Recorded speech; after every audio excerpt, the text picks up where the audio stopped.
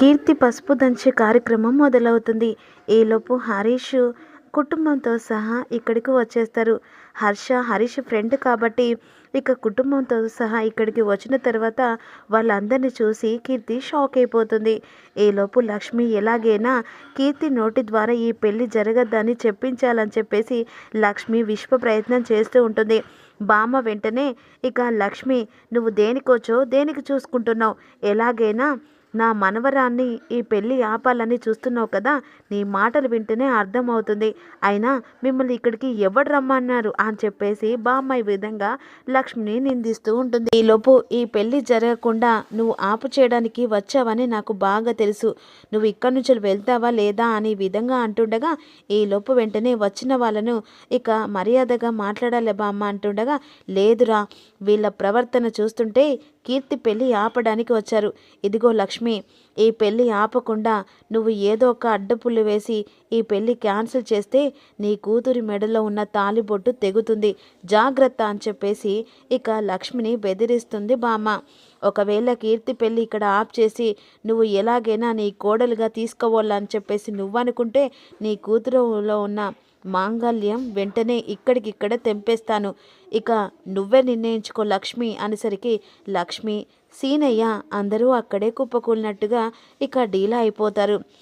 నేను చెప్పింది మామూలు కాదు, ఇప్పుడు నేను చేసేది ఇక ఖచ్చితంగా నీ కళ్ళ ముంగట జరుగుతుంది అని బెదిరిస్తుంటుంది.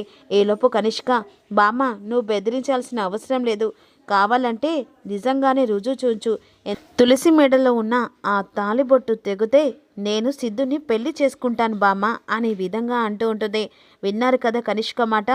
నీ కూతురు జీవితం కావనో లేకపోతే నీ కొడుకు జీవితంకి నీ కూతురు జీవితాన్ని బలి చేస్తారో మీరే నిర్ణయించుకునేసరికి వెంటనే సీనయ్య, లక్ష్మి ఇక నువ్వు కీర్తితో ఏం మాట్లాడాల్సిన అవసరం లేదు, తలరాత ఎలా ఉంటే అలా జరుగుతుంది అని చెప్పేసి వెంటనే అనుకుంటున్న సమయంలో ఇక హర్ష కుటుంబం కూడా ఇక్కడికి వచ్చేస్తారు.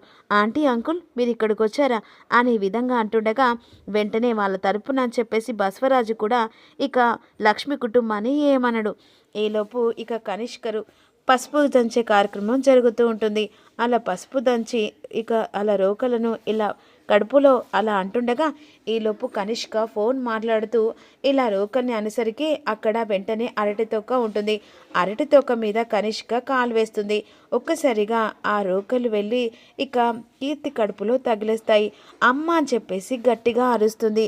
ఇక ఒక్కసారిగా అందరూ షాకింగ్గా చూస్తూ ఇక కీర్తి అక్కడికక్కడే కింద పడిపోతుంది. ఇక కీర్తి చాలా బాధపడుతుండగా వెంటనే బసవరాజు, అరే మహేష్గా డాక్టర్కి ఫోన్ చేయరా, ఇక డాక్టర్ ఫోన్ చేస్తే కీర్తి అలా బాధపడుతుందిగా అనేసరికి వెంటనే ఇక్కడ తులసి కంగారు పడిపోతుంది. ఎందుకంటే కీర్తి కడుపుతో ఉన్న విషయం ఇంట్లో వాళ్ళందరికీ తెలిసిపోతుందని సిద్ధును తులసి కంగారు పడిపోతూ ఉంటారు. ఈలోపు ఇక మహేష్ వెంటనే డాక్టర్ని పిలిపిస్తాడు. డాక్టర్ వెంటనే ఇక్కడ వచ్చిన తర్వాత ఇక కాస్త కళ్ళు తిరిగినట్టుగా అక్కడికక్కడ పడిపోతుంది కీర్తి. వెంటనే డాక్టర్ని పిలిపించి చెకప్ చేస్తూ ఉంటారు. డాక్టర్ చెకప్ చేసిన తర్వాత ఆశ్చర్యంగా అందరి వైపు చూస్తూ ఉంటుంది. ఇంట్లో ఏం జరుగుతుందండి అంటుండగా తన పెళ్లి కార్యక్రమం ఇప్పుడు హఠాత్తుగా అనుకోకుండా పసుపు దంచే కార్యక్రమంలో ఇక తనకి అలా కడుపు మీద తగిలిపోయింది, అందుకని చెప్పేసి పిలిపించాం. సారీ, అసలు తిను ఇప్పుడు కడుపుతో ఉంది అని చెప్పేసి డాక్టర్ చెప్పిన మాటలకు అందరూ షాకింగ్గా చూస్తూ ఉంటారు. ఏమంటున్నారు డాక్టర్, తను కడుపుతో ఉండడం ఏంటి అని చెప్పేసి కనిష్క అంటుండగా, అవును మేడం, షీఈస్ ప్రెగ్నెన్స్, తను కడుపుతో ఉంది, ఆల్మోస్ట్ ఇప్పుడు 2 months దాటాయి అని చెప్పేసరికి అందరూ షాక్లో ఉండిపోతారు. ఏంటి, నేను కడుపుతో ఉన్నాను? అవును మేడం, మీరు కడుపుతో ఉన్నారు, చాలా జాగ్రత్తగా ఉండాలి, ఎందుకంటే ఫుల్ రెస్ట్ కావాలి మేడం అని చెప్పేసి అంటుండగా వెంటనే బసవరాజు గట్టిగా అరుస్తూ ఉంటాడు. అంటే నువ్వు కడుపు ఉన్న విషయం ఇప్పుడు బయటపడ్డదా?